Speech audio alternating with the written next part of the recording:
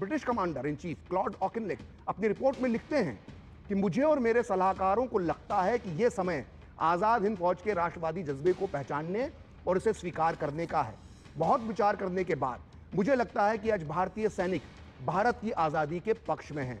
हमारी सेना की कई यूनिट पूरी तरह से भारत की आज़ादी का समर्थन कर रही हैं। और ऑकिनलेक आगे लिखते हैं कि यदि आज़ाद हिंद फौज के सैनिकों को फांसी पर लटकाया गया तो इसका परिणाम काफ़ी भयंकर होगा।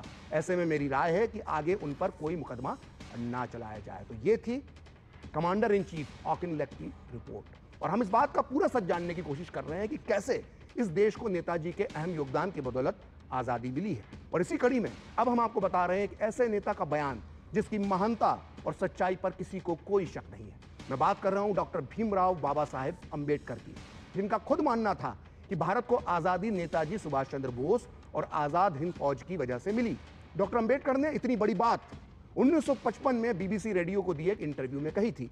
और यह इंटरव्यू आज भी यूट्यूब पर मौजूद है और आप चाहें तो इसे खुद अंबेडकर की आवाज में सुन सकते हैं। इस इंटरव्यू में बाबा साहेब अंबेडकर ने कहा था कि सुभाष चंद्र बोस ने आज़ाद हिंद फौज बनाई थी, इसकी वजह से भी अंग्रेजों ने भारत को आज़ाद करने का फैसला लिया। अंग्रेज इस भरोसे में भारत पर हुकूमत कर रहे थे कि इस देश में राजनेता चाहे जो भी कर लें, फिर भी भारतीय सैनिकों की अंग्रेज सरकार के लिए वफादारी कभी नहीं बदलेगी।